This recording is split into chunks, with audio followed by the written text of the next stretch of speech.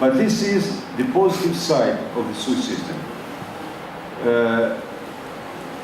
In the beginning, there was a specific taxation on financial transactions to generate funds for the public health system. It was called the CPMF. But due to political crisis, the Senate abolished it. So one day to the other, the Ministry of Health lost something like $20 billion. But as Brazil was growing, funds could be found from other areas. We are far from perfect, but I would say if we compare Brazil with the vast majority of developing countries, I would say we are in a not so bad situation. So the SUS is the system that incorporates the public system, but also has private area. And it's at three levels. It is at the municipality level, at the state level, and at the federal level. So that's why we call it unified, because it has management. For instance, the money from Ministry of Health can go to a municipality depending on the approval, if they have a specific committee to make it transparent. It's quite a complex system. I would say it's a work in progress because our constitution was from '88, so it's something recent. But if you compare, for instance, from United States, which is in the health area, I would say United States, almost an underdeveloped country. There was a New York Times, and it's not me who is saying that, called Professor Peter Hotez, and his article on New York Times on opinion this Sunday. He shows that the new plague of poverty in the United States, and he takes the example of Texas, where you have now dengue. And he says that the United States is investing a lot in health with very poor results.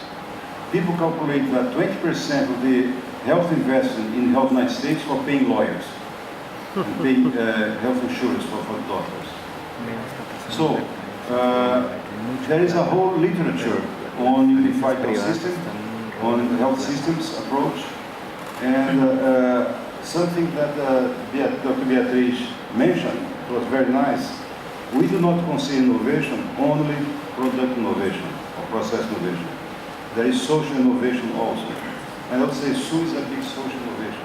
For instance, vaccinations is free and it's mandatory and it's coupled with other policies. Perhaps you have heard about Bolsa Escola, which is school fellowship. Yeah. Or for the very poor families, they have a minimum stipend, which is a cash transfer program. But to get that, the kids have to be vaccinated.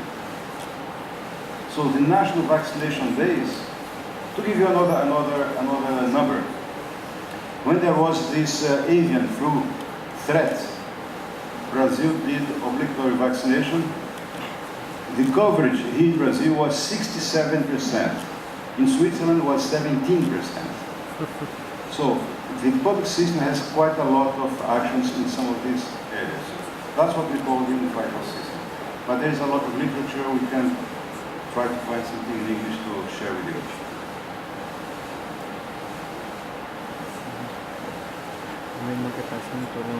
You either shout or you can even get the microphone. Because with the strike, we don't have the mobile phones. The person is on strike. Thank you for your presentation. My question was for you, sir. In your presentation, you said you produce something like 1,600 articles a year, but only 200 patents today. I don't have a sense of how many. You're obviously going to produce less patents because that's based on several publications. How many patents a year would you need to produce to show that the research is being converted to patentable products? That's the number one. And the related question is also in terms of product innovations, how many products a year? And of course, you mentioned the U.S. healthcare system, which my understanding is that it's heavy on drugs and less on prevention. So every disease has a drug to solve it. whereas you could have prevented. So can you give me a sense of scale in terms of publications to patents to products? Okay. Thank you. Let me first tell you something, that not everyone agrees that patents are a good indication for innovation. There are several other ways to measure innovation, because patent is almost one of the end indicators. But even so, the fact that you have a patent does not mean you have a product. Because several times people patent to prevent others to come. So, first this comment. We are working with other institutions in Brazil, like the Fundacion Getúlio Vargas, where they have very nice indicators on innovation, particularly for groups which are very new. You cannot expect a very recent institution, a very recent lab to produce a patent. So you have to analyze the metrics, has to be different. For instance, you can start asking, do these people learn? Do they have seminars? Do they have interchange? But anyway, Cruz is an institution already grown up. There are papers who say, there is a paper Eduardo Motti Albuquerque, whom you know very well. It's a researcher in Minas Gerais. He has a paper showing that he divides countries in 3 classes, 1, 2, and 3, and he shows that some countries, the least developed countries, almost don't produce patents. The middle countries, sometimes for 150 papers comes 1 patent, while in a developed country, perhaps for 30 papers comes a patent. The point is that the way people are, how they have to report to the funding agencies. Until this year, scientists would have to report only how many papers they published. Only now, the indicators are changing. People say, okay, how many patents you are filing?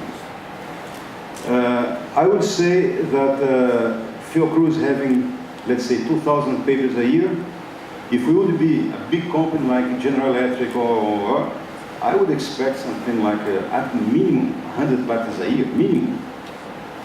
We have 100 patents in all of history, which is quite different. As she said, in the course we gave at the Institute of Economics, we show the damage that Brazil made by obeying that rule that you just need to fund basic science and the rest comes automatically. It doesn't. It does not come automatically. The mode 1 of knowledge production is not what we need. Of course we need basic science, but people make a confusion between basic science is a necessity and it is sufficient. It is a necessity, but not sufficient, you see? So that's what we need. We need to shape our whole national innovation system. It's very much grown in the basic science, but very meager in the rest. Human isn't the exception. These guys do miracle. You see, they do miracle to do all these things in such a culture. Just to give you an idea of our recent fights inside here, there was internal Congress, and by a very thin margin of voting, we endorsed Biomagnesia becoming an industry. It's going to be a state industry, like Embrapa. So they are going to be out of the strict public service to become a state public industry, having much more flexibility, because they cannot grow in the same legal situation they have now. They are in the plateau. To grow, they are changing to a new status. So I think your question is very good, but it shows the present culture we have. We are trying to... Let me give you an example. For us here in Biomanguinhos, we try to work with other research institutes at Fiocruz. Although we cannot contract them because we belong to the same institution, we sign with them agreements with milestones and performance evaluation.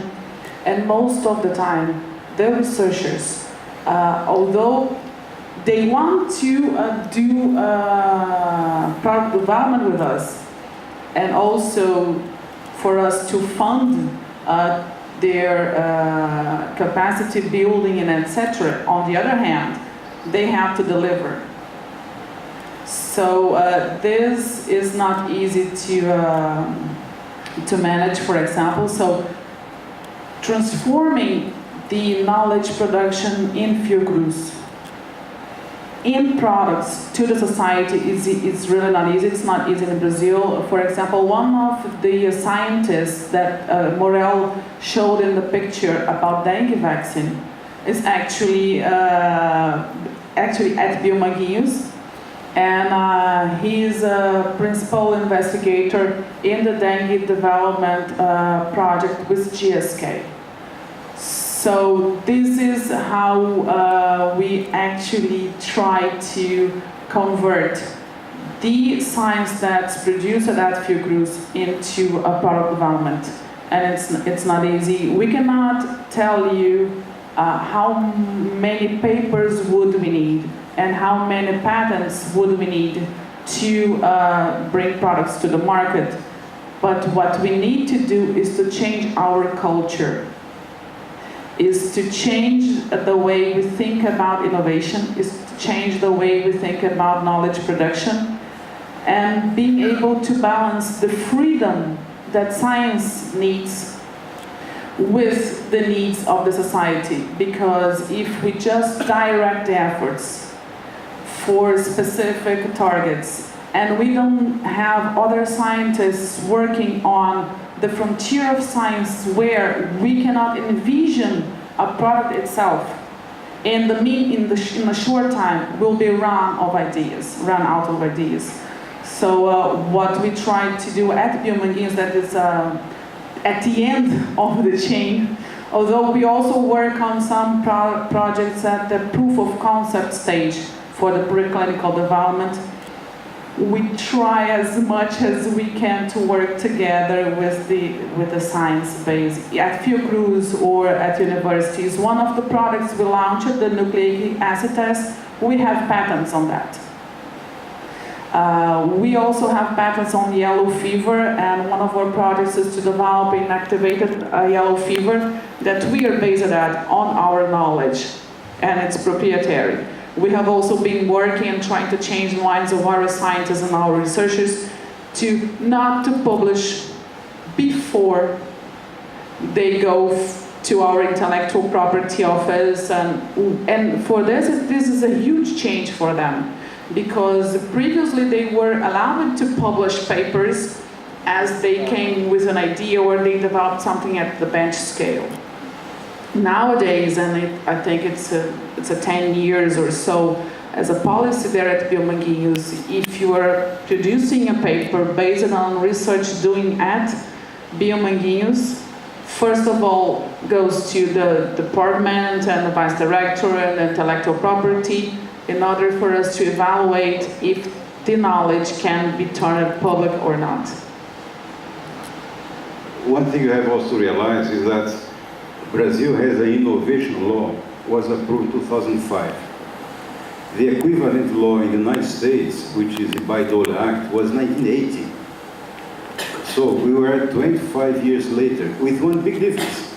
The Bayh-Dole Act came, but the situation of the industry and universities was already very much there. So the Bayh-Dole Act came to sort of put in order what was already existing. Our innovation law came to start doing the business, which is quite different. A law does not have the power to change the situation. So, and also you have to realize that, is there someone from India here? Yes. Your country did the right thing. You adopted the 10 years period of grace. From, I think, 95 to 2005, India could do reverse engineering.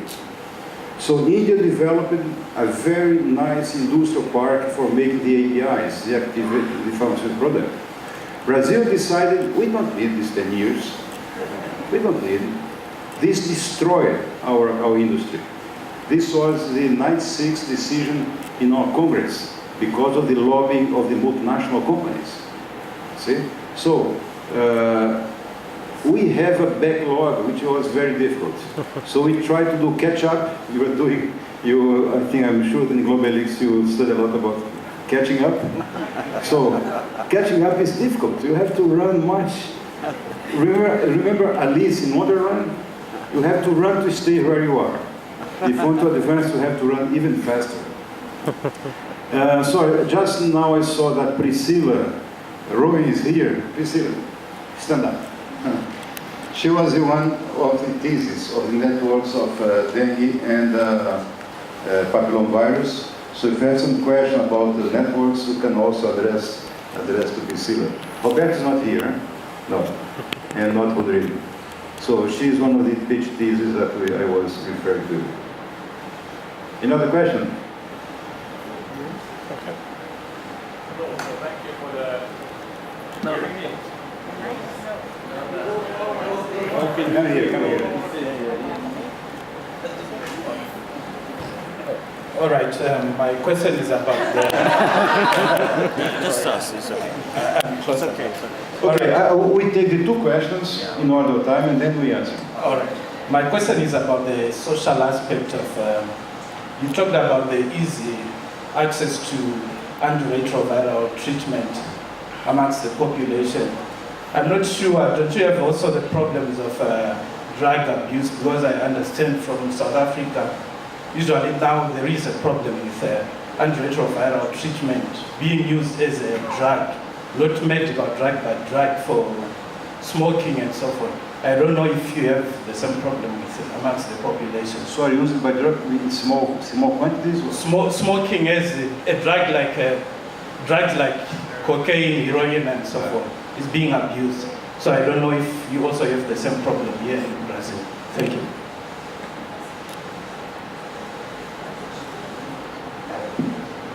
Okay, thank you for your great presentation. My question is basically, what is the role of entrepreneurship in your institute and maybe in general in pharmaceutical industry? Two very good questions. Okay, another one. Thank you for your presentation. I'm Fayaz, I'm from Kashmir. In fact, let me tell you, our Chief Minister, some 2 months back, he was very much impressed with the pharmaceutical distribution of the Brazil, and then he announced that we will follow the Brazilian model in Kashmir, but though there are some concerns like policy making is there. But my question is about you mentioned in your presentation about the neglected diseases. Your focus is now over the neglected disease. Like we know the debate over the 90-10 ratio, like how the pharmaceutical industries are actually spending over the 10% of the population. But now Brazil is taking like a shift, like you're now focusing on the neglected disease. My point is like, are you focusing on the Latin American diseases, or is it like you're just trying to move to African countries as well as to Asian countries as well?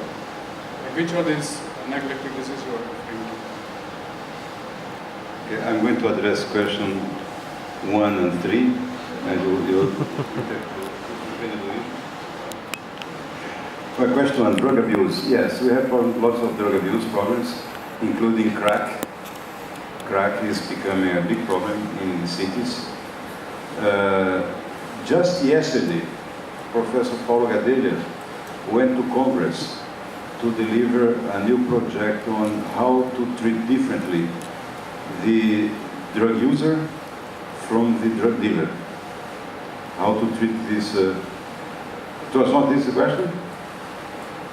Well, I think what he meant was people mixing antiretroviral drugs with other drugs as to get high. People using the AIDS medication and mixing it with other drugs. So if you give them free drugs, free antiretrovirals, they mix it with other forms. No, I don't think it's a risk problem here. I think your response is very, very accurate. May you please continue with what you were telling us. Thank you. Well, I don't think we have this because, look, the distribution of antiretrovirus is done through the state. It's not done on the private dealers. So I think there is a much more strict control. No, please, you was answering For a citizen they have to be enrolled in the program. They are followed by physicians and etc. So we have here a policy for the Minister of Health to follow closely the patient. So if we have problems like this, I think if any, it's not representative. I haven't heard of it. If we have our patients and our HIV infected citizens using the drugs to create recreational drugs.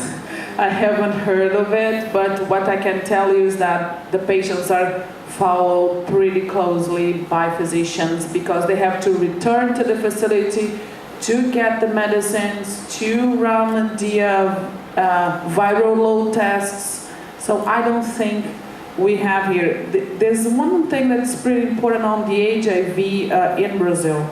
It covers treatment, prevention, and diagnosis. So the citizen should be enrolled in a program.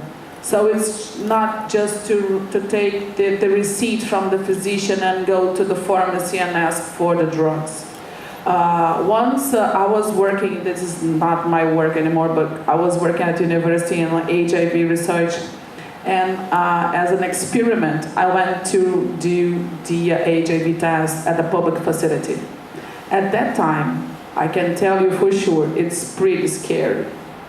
Because before you do the test, they ask you a lot of questions. What would you do, and etc., and etc., and etc. And before giving you the results, they ask you the same question. What you do, and etc., and etc., and etc. Just to have a follow-up on a psychological and a sociological area to see how they would deal with that particular individual, that particular patient. One question on neglect disease, then we'll come back to the question of entrepreneurship.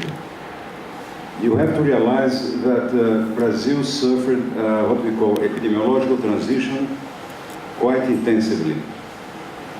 Brazil in the 30s, the big problem was parasitic diseases, infectious diseases. This dropped dramatically, and at the same time, heart disease, hypertension, diabetes came very high. So nowadays, you'll see that neglect disease in epidemiological terms, they are a minor portion of the health problem, something like perhaps 5–10%. And they are much more localized in some regions. In fact, today, we have to struggle not to neglect diseases.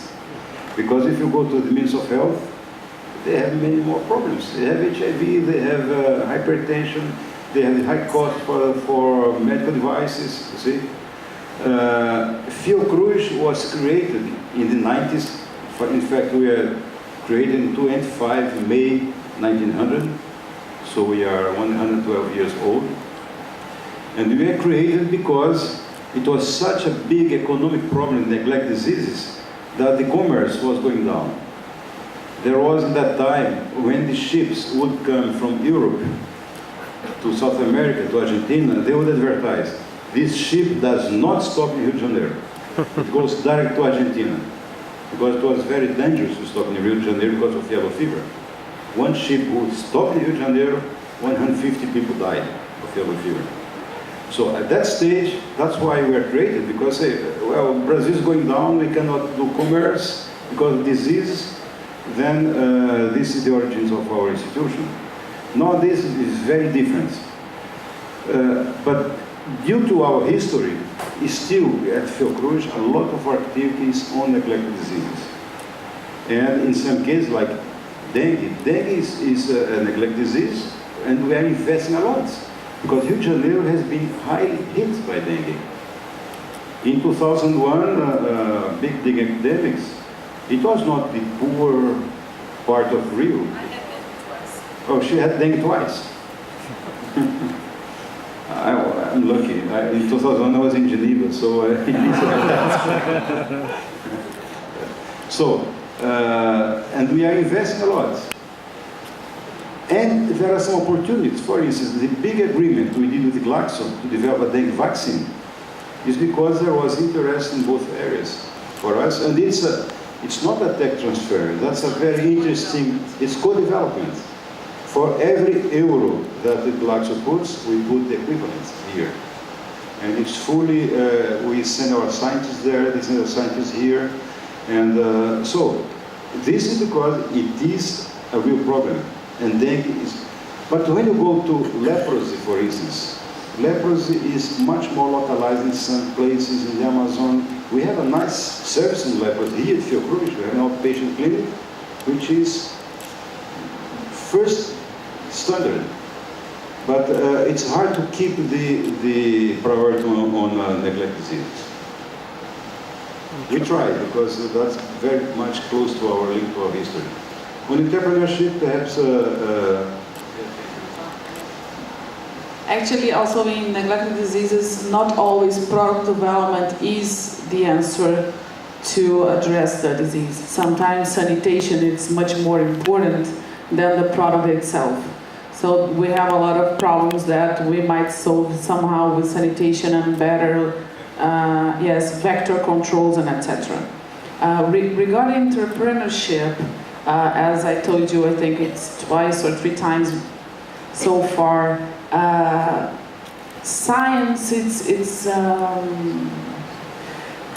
the way of doing science is not difficult. Entrepreneurship learning, even at undergrad level, it's pretty recent in Brazil. So I remember I was a PhD or a master's student. I don't remember. It's a couple years ago, not a couple, but some years ago. And I was teaching a course at the pharmacy faculty, and the course was for entrepreneurship. At that time, the students were thinking about opening their own pharmacy as a way of living. I think that nowadays they are changing their minds. We have a lot of incubators and etc. So actually I have a cousin that she's now running for she's trying to create her own CRO at the south of Brazil. So she is a postdoc and she's now with a new mind. For example, at Cruz, we have been going through, I would say, like road shows in other research institutes to present us to the other research institutes and tell them, come to us, work together with us, and then we can somehow to increase our capacity to bring new products, because we cannot do everything ourselves. So if we work in networks, it's easier, and I don't know if it's easier, but it's faster to gather other knowledges and not to do by ourselves. We receive some projects from other researchers to introduce a vaccine. What we do is we look at our pipeline, we look at the priorities of the Ministry of Health, and if the proposal is not connected to that, we tell them, if you want to send us proposals, you gotta look at the Ministry of Health needs, and then come to us, and then we can actually fund. We fund institutes, we have funded some laboratories at the federal universities, we have funded activities in other universities, and also here at Cruz, but it's not easy. You have to realize also that it's very different in different sectors. Because of the discovery of the oil, offshore oil, the pre-salt, you have now here, at the university campus, an immense technological pole. Petrobras made a research center there, which I think is $2 billion center. You have big companies like General Electric and others coming there. In São Paulo, since a long time, there is a pole in electronics. So in some areas, entrepreneurship is moving much stronger. In the health area, we are still sometimes, in the 10 years ago, it was considered a sin if you would interact with the private sector. You would be a dirty capitalist. So you would be not a pious man. You would be someone. It's very hard to cut this. Cruz, as you saw in the presentation, we started a patent office in '86, 10 years before the patent law. But in most universities, this is very recent. So only now in the universities, people are talking between industry and universities. We hope that we can catch up, but our problems are very different from other countries. In the course I give there, I'm always showing the difference between Brazil and Korea. South Korea and Brazil, in the 60s or 70s, Korea was much behind Brazil. Nowadays, Korea is much better than Brazil in most of the indicators in the area of industrial development. So, we are one of the BRICS countries, but when Jim O'Neill created the BRICS, people said, why the B? You should not put B. Brazil is going to fail, you see? So I think it changed a bit, but we are still working, need to work a lot. Brazil is rising. I'm sorry that Mauricio has his throat that cannot speak now. He would be giving a nice presentation. You want to say something, Mauricio, also? He can't. We had arranged for you to visit the castle. So, if you have another burning question, we take it. Otherwise, One burning question. I would advise to see. It's a very nice building. It was built in 1904, 1912. It's protected by the historic patrimony. It's Moorish style. People ask, why this castle here? Well, Oswaldo Cruz was the first director and creator of Cruz.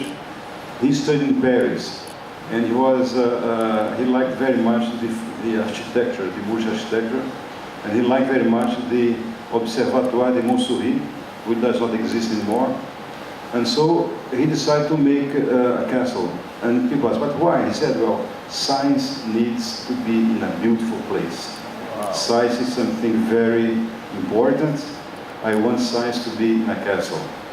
He did not want to go to jail because of that, but he was denounced to being using funds to make a castle. But he became so powerful that he could finish the castle. So I would really advise you to take that because it's quite a nice place to go. Okay? Thank you.